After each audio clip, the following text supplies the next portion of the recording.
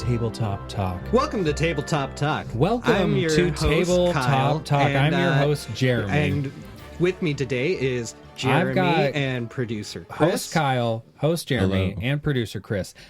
Is any of that audio usable? I don't know if it is, but we will find out at the end. It was really funny to us.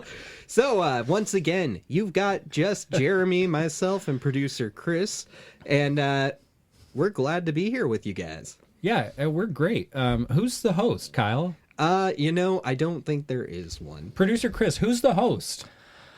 Eeny, meeny, miny, mo.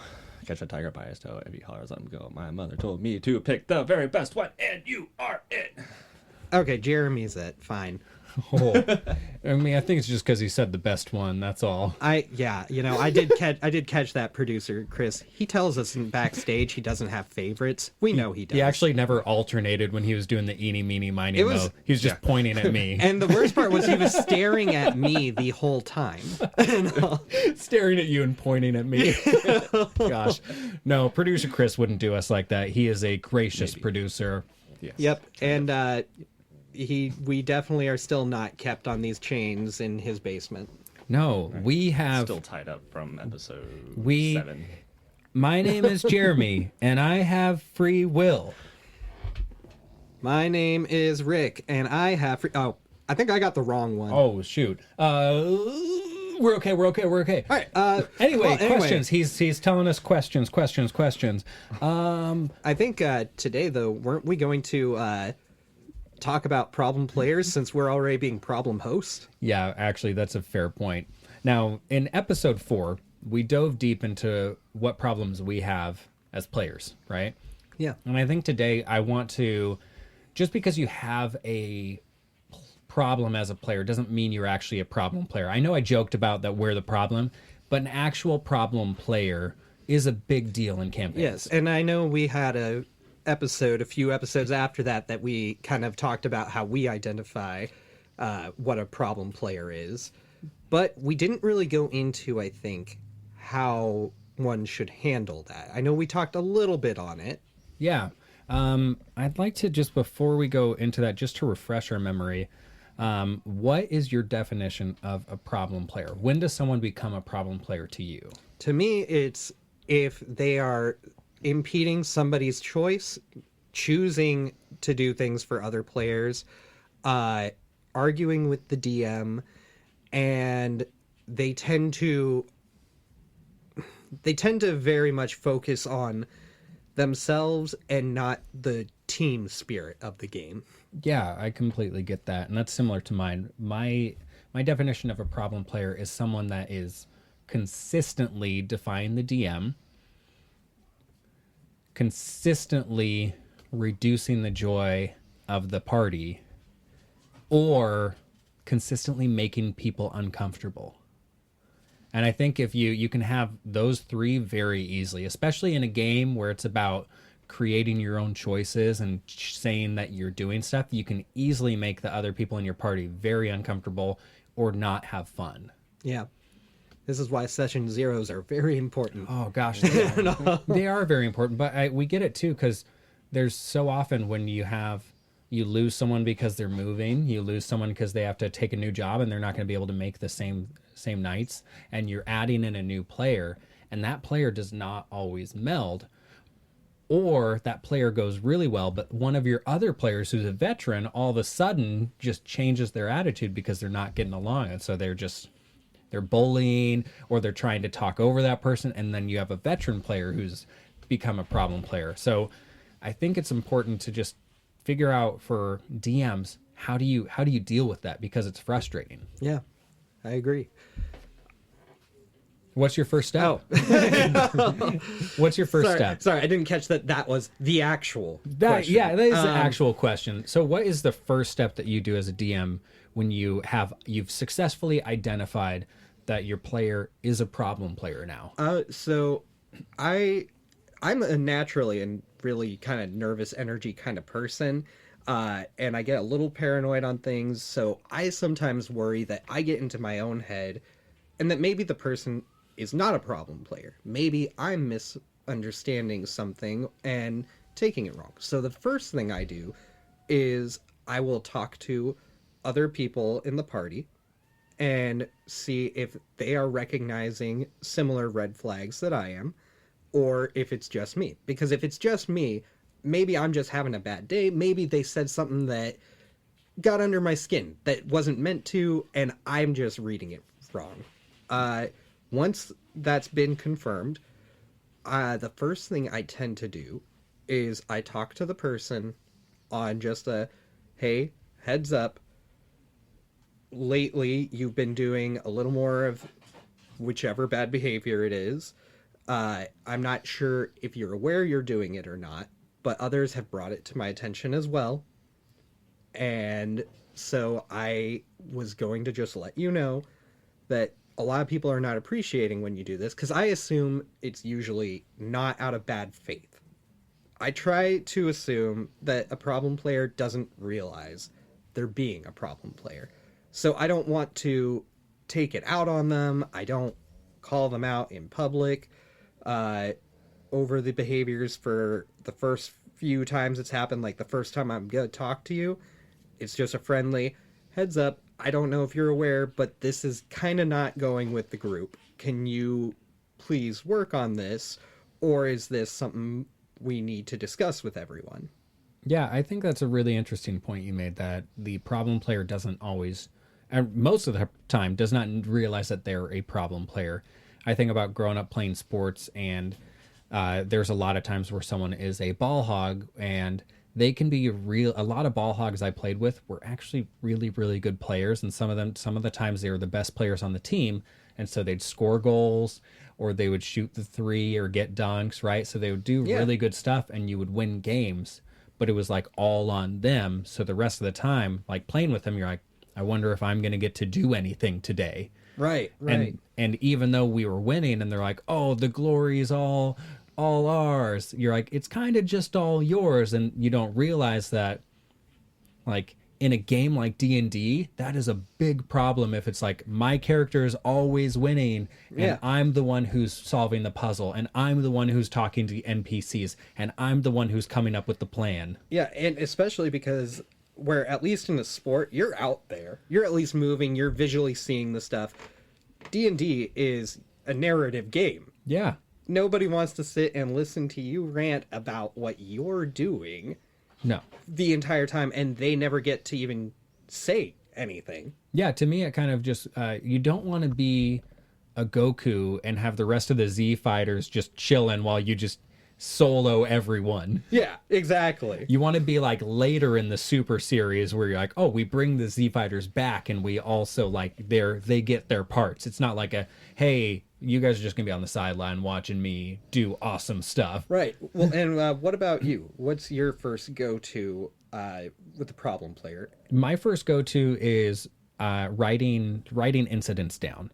And this came from different past work experiences where I had issues with other people. No, that's in general, and that's a really good advice for life. So because of just different issues that have come up with different people I worked with, I had one job where for some reason it was the weirdest thing, and other people in the office felt it too. I just had this one person who just continued, anytime I turned something in paperwork, they would tell me it was wrong. And then I wrote down the ways they wanted to do it, and I turned it in that way, and they still yelled at me and told me it was wrong and how dumb I was. And it was consistent. Wow. And so I started writing down stuff on when it happened, and I created a spreadsheet of that. And then I made them sign off on their rules on what they wanted me to do. There we go. And so my first step was just, hey, I have what they said is right? And then now I have every time that's contradicting. So as a DM, you're like, hey, these are the rules that we're playing with. Where's that person contradicting?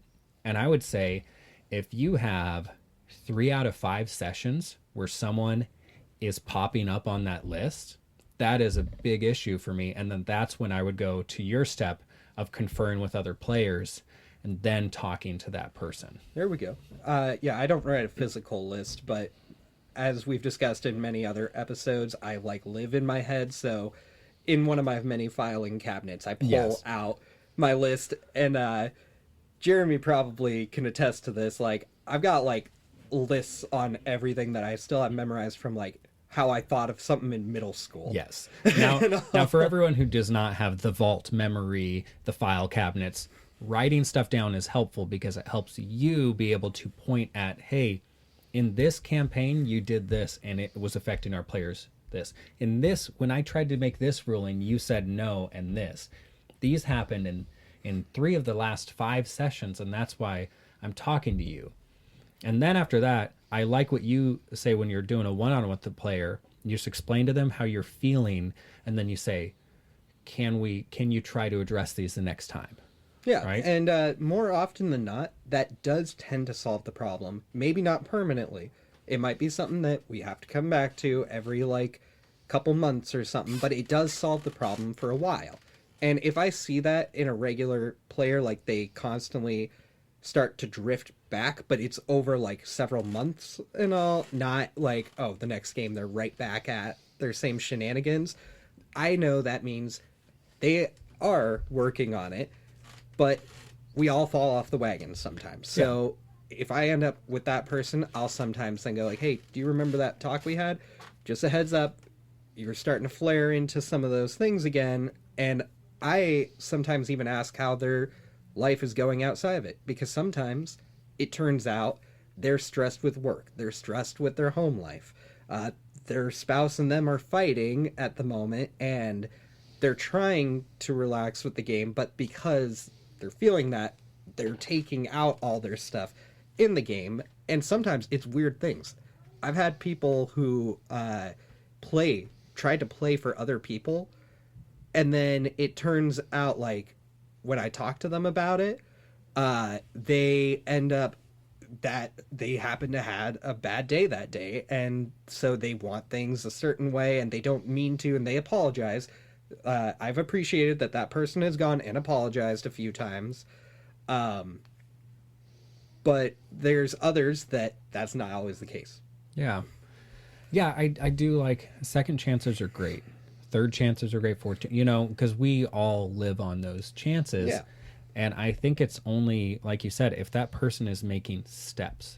If someone is making steps towards growth and they're trying, I say, yes, give them the second chances, as long as the other party members are also agreeing with that. So as they're, as you say, falling off the wagon, or they slip back into their, previous problematic ways a few times, when that happens, I would suggest to talk to your veteran players, the ones who are also ones that you could talk to, because you should have a player or two that you can kind of use as a litmus test, where you're like, hey, am I seeing things right? And I would talk to them, be like, hey, this is coming up again, but they're trying. Do you think the players are good with that? Do you think the other players are okay with that? And how do you see this? Do you see it as something that's still affecting your, overall enjoyment of the game? Or is it, oh, I see they're trying and that's better? And more often than not, especially on a one-on-one basis, your players usually will be pretty honest with you about it. They usually won't hold back and be like polite on it if they feel it's just between you and them. Obviously don't then break that trust, just like you wouldn't with your actual friends too, like, which I hope your players are your friends as well. Yes. But I understand there's also a lot of like Discord groups out there that are people who've never met each other and they just play together. Mm-hmm. And I think that's similar with store events. Yeah. And I mean, honestly, there's so many different types of problems that come up in games, right? Where one is like, the person who always forgets what happened the week before, right? And they never pay attention until it's their person's turn to roll, and you go, wait, why am I rolling? Right? Like, those kind of problems, yes, they're not insidious, right? But if that happens for a long time, the rest of your party is going to hate playing because it just pops up. And it's not that they're mean, it's just that you have to talk about, like, hey, we got to talk about engagement, and let's set up what are ways that we can help you. Like, can we set you up with can I give you a journal? I think the engagement ones are the hardest, because the person seems to think that they really enjoy the game, contrary to what we see. Yeah. But I've dealt with that before, and I think the hardest part I had was they were not picking up that I was kind of asking them like, "Are you even interested in playing?" Because I was pointing out to them that you're not paying attention, you're not doing this. I mean, are you still interested even in playing? And they aren't picking up that I'm almost slowly asking them like, maybe you shouldn't play if you don't want to. Instead, like, it took a couple talks with this guy. Like, Yeah. he was so out of it that he like was, no, I'm enjoying it. I still want to play. I'm like, that's not the conversation we're having. No. Yeah. I mean, and that's so like what you did was you were trying to identify like, hey, are you still interested in playing? And I think that's an important step when you are giving the person a second chance. It's one thing to just say, hey, try to be better, right? But you want to try to give them tools or a way forward, right? Yeah. You're trying to help them identify like, hey, if you're not being engaged, why is that the case, right? Do we play online? Do you want to come over to my house when we play? Do you play online? Like, can I give you a journal to at least doodle in, right? When you're these are working actually on? like some of the stuff you and me have talked about where we've had hard focus, so we actively were like, Yeah. you want to just come to my house on, because we were playing online for Yes. like a year during COVID, and it was so hard. It was fun. Yes. It was fun, but it was very hard because I like being in person. I like having someone to respond with. Jeremy is the same. Mm-hmm. He also, though, gets a little impatient when a turn is taking too long. Yes. And so engagement is a little hard if there's not another person there who's able to help us keep on track. Yeah, I don't even know if you know this about me, Kyle, but when people are talking and I'm watching, or even if I'm watching shows, a lot of times when I'm watching movies and TV shows, I watch them with captions on. And a lot of times when I'm talking to people, I read lips. Yeah. And so when I'm just listening, like if I listen to a song, it takes me probably 100 times to remember the lyrics, right? But if I watch a movie and I see the person say something, I pick up on a whole lot more. So playing online was really tough for me because it's taken away part of mine. And that's why with the engagement topic, I personally realized that there were times where I was like, man, I went through a 3-month period without being fully engaged, and it was tough. And that's something I had to work on. And it's not that I was a bad person. But It's it that, does make you feel a little bad, right? When you finally, like, you recognize When you realize it, that yeah. you're causing a problem. Yeah, but when your DM comes to you and just talks to you saying, hey, I can see that you're not like really there yet. Like what's going on and what can we do to help? And so that's why I think it really is important to be like, hey, you identify the area they're struggling with, and maybe they're struggling with always talking over one person or choosing for that person. And you'd be like, why do you think that? And it could be that they're like, well, the person's new and they're going to make a mistake that I don't want them to make, right? Mm-hmm. And then you can reassure them that you're like, we each have our own decisions. We each can make stuff, and we're a team, right? When you're doing that, you're taking the team down. So in the future, what you could do instead of telling them what to do, here's a tip: wait for them to say what they want first, and then you could always just offer up a suggestion after they've said something, and they could say no.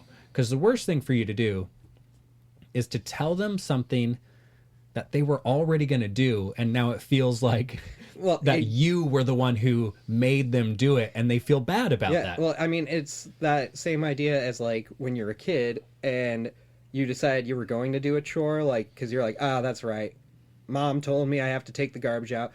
You go to grab it, and then your mom goes, hey, don't forget to take the garbage out. While you're mid doing it, all of a sudden, you just don't want to do it anymore. Yeah.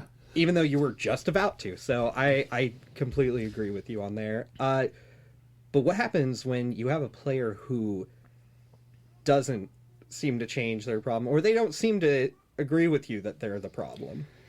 Man, if you have a player who, after you talk with them, doesn't agree, and they're continuing to kind of defy you and not want to be like part of it, I think you would have to talk to the other players about maybe kicking them out for a little while or permanently. I don't think we've ever in any of our shared games had to do that yet. We've had a few people who've dropped games. Yes. That tended to be for the better on some of them. some did leave because of a red flag player we had that we won't drop any names. Yes. Because we get along with them outside of the game. But there were several people who've come back to me and actually quit games because this player kept talking over them, kept trying to tell them how to play, and would just take so long on their own turns while not listening to what anyone else was doing on their turns. And I think that's really important to know, Kyle, because if you're a DM out there and you're thinking that you can be passive about this, you can't be, because if you're passive, your good players who really enjoy the game are going to leave and stop playing. They're going to start thinking of D&D as a chore that they have to do, and they're going to start to think of it as less fun and less fun and less fun until they want to drop out completely. There were times in some campaigns where I was in a campaign with problem players like that, and anytime I would get the text that said, "Hey, we can't make it," like, or "Hey, D&D's canceled tonight," I would like jump for joy. Yeah. Right. And I hated that I was in that space, and I just wish at that moment I would have talked to my DM as a player. Or that you even recognized it in yourself, because that's the hard part. Like Yes. when you could be dreading a game coming up, and it takes you almost a month to like 2 months to realize all of a sudden it's like, wait, why am I, this isn't a job. I don't have to do this. Yeah. So I think that's a really important note. And we're going to get back to, kicking a player out, but I think we just pointed out something. If you're a player, I know a lot of times you're listening to this as a DM, but if you're a player and there's someone else who's consistently being a detriment to your game and bringing you down, talk to your DM. Yeah. Reach out to them, because they might not see it yet, or if they do see it, they might be thinking about starting to move forward with like a plan or kicking the person out. I was just say, because you've seen, I'll sometimes implement the new rules if I feel like something's being abused or something's going wrong. There was a time that we ended up adding a timer to turns. I don't know if you remember that. That was I do. During our COVID campaign. Yeah. We hit a point where combat, like a single round, was taking like 15 minutes. And while there were a lot of players, it was essentially 90% of the players were done within the first 3 minutes of that. They knew what they were going to do for their actions. They knew what they wanted to do. And then it was one or two people just kept taking long on their turns. They weren't ready. They wanted to do things that they were told multiple times they couldn't do. And they would sit and argue with the DM, be it myself or the co-DM in that one. They would just sit there and keep arguing until they could find a way to do what they wanted to do. And that campaign started making me become a problem player, because I was getting so mad with the deals that I would start interrupting that person and telling them, like, you need to just stop. And that shouldn't have been my spot to do on the times I did that. Yeah, but I feel that, and that's what happens. Like, there's a visceral like part of us that's bubbling up right now from memories of that, because it took the fun out of D&D.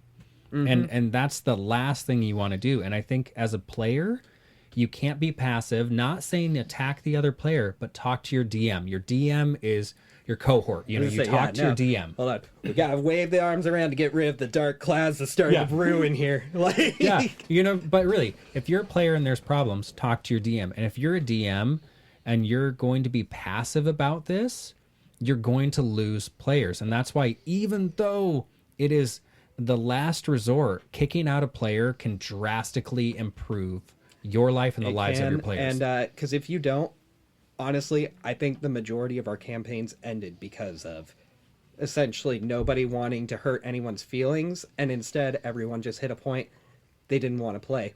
Yeah, and then we start the groups up again. This has been a repeated cycle. Yes. That we've gone through, and I'm positive there's tons of people who try to play D&D with the same group of people all the time.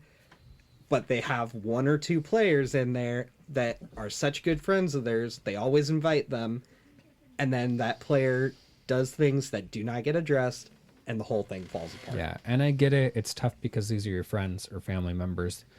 But I do think you can, if they are your friends and your family members, you should be able to talk to them and ask them, like, hey, if this stuff continues, we're just not having a good time and we want to be able to have a good time, we're going to have to play without you.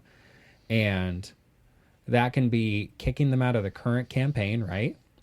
Or starting a new one and not inviting them and ending your current campaign. There's multiple ways around it. It's going to be a sore spot. You just know that, because conflict is always a sore spot at the start. Yeah, there's no way getting around it, you guys. If you're trying to find a way that's not going to be painful for you or whatever, that's going to be easier, it's not going to happen. When you come to dealing with trying to save a game and a campaign, you need to put your foot down and remind people this is meant to be a unified thing. Yeah. And if you don't, you're never going to have a game that works. Yeah, and it's funny too, like thinking about like conflict with this kind of stuff just reminds me of like other conflicts I've had with friends or family, that the more I talked with that person I was in conflict with, a lot of times the better it got.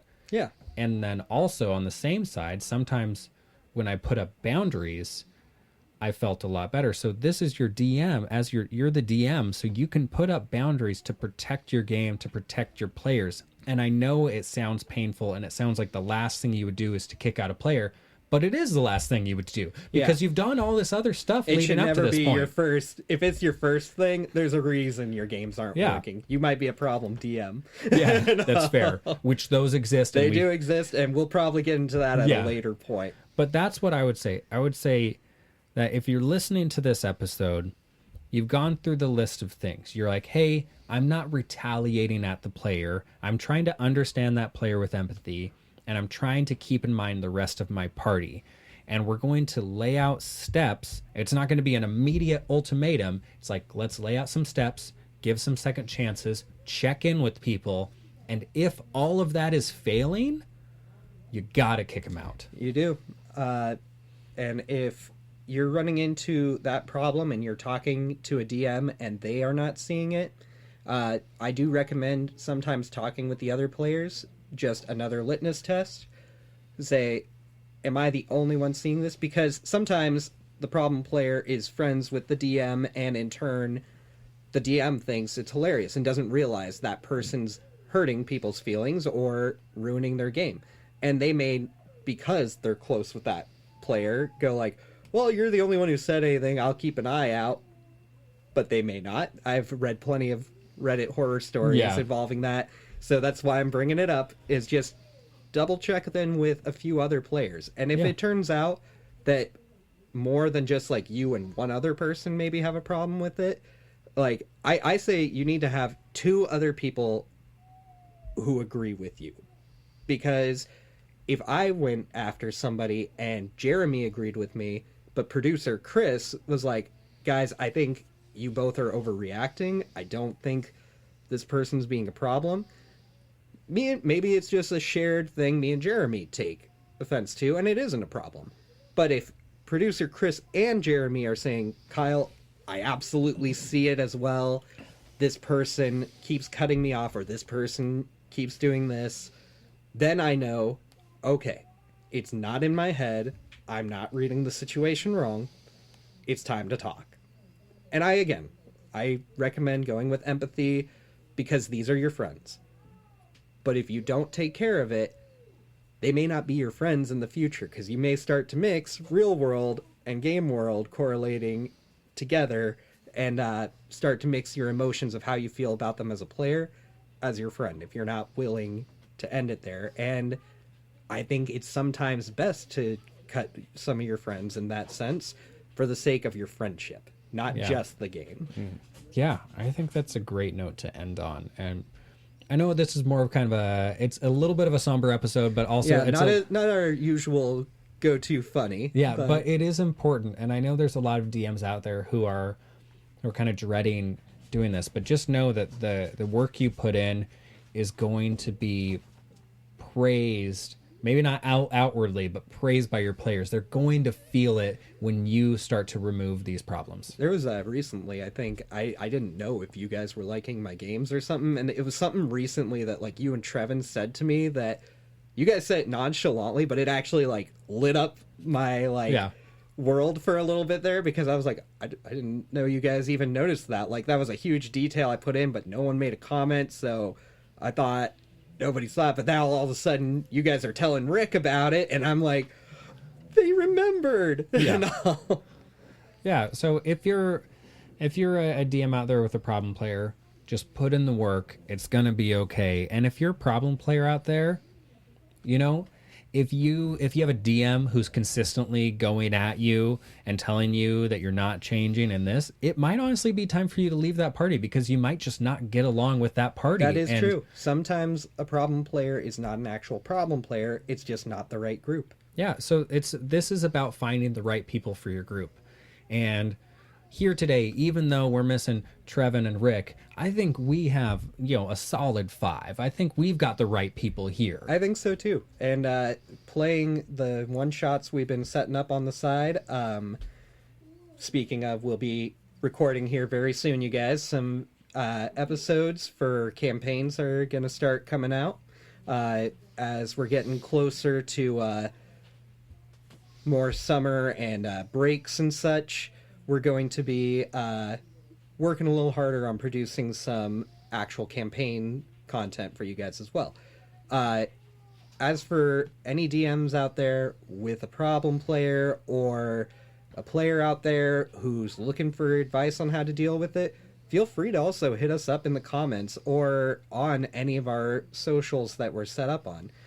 Producer Chris, would you mind telling them where they can send their grievances, and we will do our best to get back to you guys? I sure can. You guys, make sure you're following. Hit that follow button if you have not already. Also, rate and review the podcast and tell us what you think. And then go over to X and follow us at TTTalkPod. And that's where you can communicate with us, tell us your opinions, while Kyle's dying over there.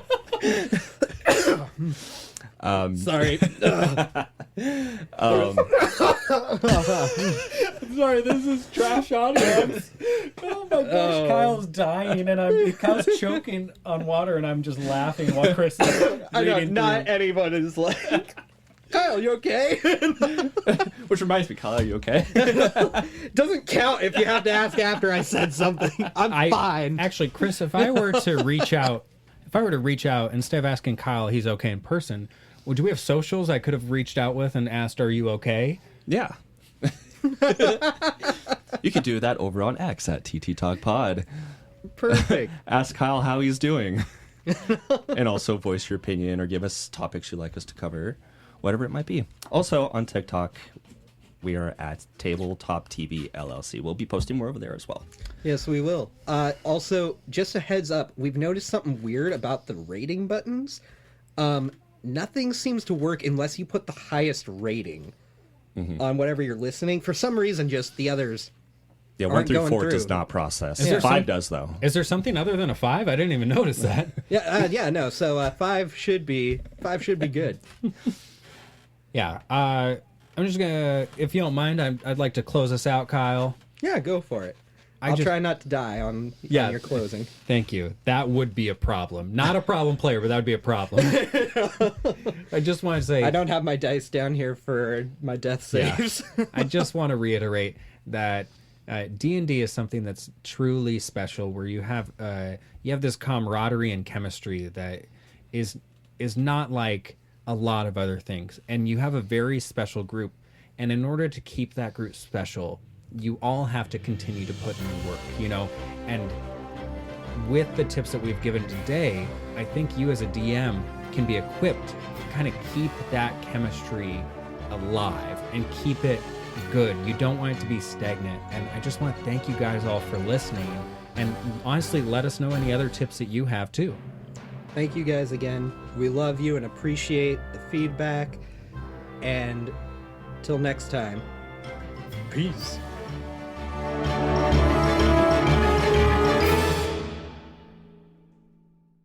Did you get? Can you get Chris, the peace signs on there? Chris, why is your fly open? Oh, shoot. Why are you looking there? Don't worry about it. No, I have a high perception score. I'm okay with it. I'll let it pass. I was hoping to.